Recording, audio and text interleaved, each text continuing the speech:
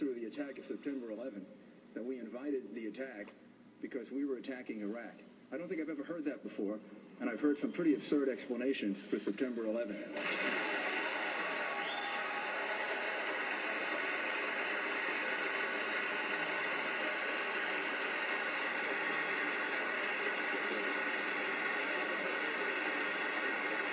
I would ask the congressman to withdraw that comment and tell us that he didn't really mean that.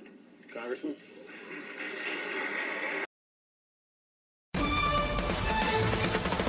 Finally tonight, a special comment about Rudolph Giuliani's remarks at a Lincoln Day dinner in New Hampshire last night. Since some indeterminable hour between the final dousing of the pyre at the World Trade Center and the breaking of what Senator Obama has aptly termed 9/11 fever, it has been profoundly and disturbingly evident that we are at the center of one of history's great ironies. Only in this America of the early 21st century could it be true that the man who was president during the worst attack on our nation and the man who was the mayor of the city in which that attack principally unfolded would not only be absolved of any and all blame for the unreadiness of their own governments, but, moreover, would thereafter be branded heroes of those attacks.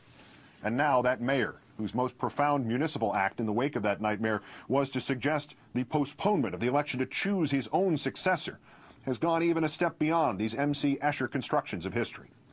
If any Republican is elected president, and I think obviously I would be best at this, we will remain on offense, and we will anticipate what the terrorists will do and try to stop them before they do it.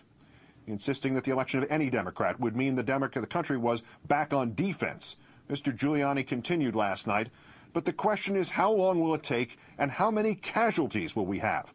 If we are on defense, we will have more losses, and it will go on longer. He said this with no sense of irony, no sense of any personal shortcomings, no sense whatsoever. And if you somehow missed what he was really saying, somehow did not hear the none too subtle subtext of vote Democratic and die, Mr. Giuliani then stripped away any barrier of courtesy, telling Roger Simon of Politico.com, quote, "America will be safer with a Republican president." At least that Republican president, on which we have not been safer, has, even at his worst, maintained some microscopic distance between himself and a campaign platform that blithely threatened the American people with casualties if they next year elect a Democratic president, or inferring from Mr. Giuliani's flights of grandeur in New Hampshire last night, even if they elect a different Republican. How dare you, sir? How many casualties will we have? This is the language of bin Laden. Yours, Mr. Giuliani, is the same chilling nonchalance of the madman, of the proselytizer, who has moved from even some crude framework of politics and society into a virtual Roman Colosseum of carnage and a conceit over your own ability and worthiness to decide who therein lives and who dies, rather than a reasoned discussion, rather than a political campaign advocating your own causes and extolling your own qualifications. You have bypassed all the intermediate steps and moved directly to trying to terrorize the electorate into viewing a vote for a Democrat not as a reasonable alternative and an inalienable right, but as an act of suicide. This is not the mere politicizing of the war in Iraq, nor the vague, mumbled epithets about democratic softness from a delusional vice president. This is casualties on a partisan basis of the naked assertion that Mr. Giuliani's party knows all and will save those who have voted for it and to hell with everybody else, and that he, with no foreign policy experience whatsoever, is somehow the messiah of the moment.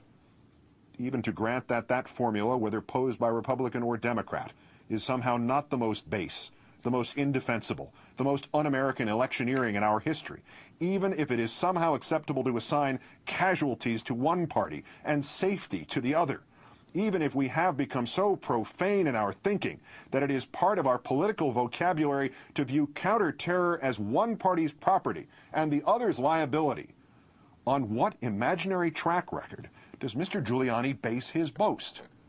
Which party held the presidency on September 11, 2001, Mr. Giuliani? Which party held the mayoralty of New York on that date, Mr. Giuliani? Which party assured New Yorkers that the air was safe and the remains of the dead recovered and not being used to fill potholes, Mr. Giuliani? Which party wanted what the terrorists wanted, the postponement of our elections? And to whose personal advantage would that have redounded, Mr. Giuliani? Which mayor of New York was elected 8 months after the first attack on the World Trade Center, yet did not emphasize counterterror in that same city for the next 8 years, Mr. Giuliani? Which party had proposed to turn over the Department of Homeland Security to Bernard Kerik, Mr. Giuliani? Who wanted to ignore and hide Kerik's organized crime allegations, Mr. Giuliani? Who personally argued to the White House that Kerik need not be vetted, Mr. Giuliani? Which party rode roughshod over Americans' rights while braying that it was actually protecting them, Mr. Giuliani? Which party took this country into the most utterly backwards, utterly counterproductive, utterly ruinous war in our history, Mr. Giuliani? Which party has been in office as more Americans were killed in the pointless fields of Iraq than were killed in the consuming nightmare of 9/11, Mr. Giuliani? Drop this argument, sir. You will lose it. The Democrats do not understand the full nature and scope of the terrorist war against us, Mr. Giuliani continued to the Rockingham County Lincoln Day dinner last night. Never, ever again will this country be on defense, waiting for terrorists to attack us, if I have anything to say about it. And make no mistake, he concluded, the Democrats want to put us back on defense. There is no room for this. This is terrorism itself, dressed up as counterterrorism. It is not warning, but bullying, substituted for the political discourse now absolutely essential to this country's survival and the freedom of its people. No Democrat has said words like these. None has ever campaigned on the Republicans' flat-footedness of September 11th, 2001. None has the requisite, irresponsible, all-consuming ambition. None is willing to say, I accuse, rather than recognize that to some degree all of us share responsibility for our collective stupor. And if it is somehow insufficient, that it is morally, spiritually, and politically wrong to screech as Mr. Giuliani has screeched, there is also this. That gaping hole in Mr. Giuliani's argument of Republicans equal life, Democrats equal death. Not only have the Republicans not lived up to their babbling on this subject, but last fall, the electorate called them on it. As doubtless they would call you on it, Mr. Giuliani. Repeat. Go beyond Mr. Bush's rhetorical calamities of 2006. Call attention to the casualties on your watch and your long waking slumber in the years between the two attacks on the World Trade Center. Become the candidate who runs on the vote for me or die platform. Do a Joe McCarthy. Do a Lyndon Johnson. Do a Robespierre. Only if you choose so to do not come back surprised nor remorseful if the voters remind you that terror is not just a matter of casualties. It is just as certainly a matter of the promulgation of fear. Claim a difference between the parties on the voters' chances of survival, and you do Osama bin Laden's work for him. And we, Democrats and Republicans alike, and every variation in between, we, Americans, are sick to death of you and the other terror mongers trying to frighten us into submission, into the surrender of our rights and our reason, into this betrayal of that for which this country has always stood. Franklin Roosevelt's words ring true again tonight, and clarified and amplified.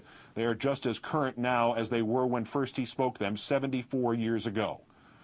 We have nothing to fear but fear itself, and those who would exploit our fear for power and for their own personal, selfish, cynical gain. Good night and good luck.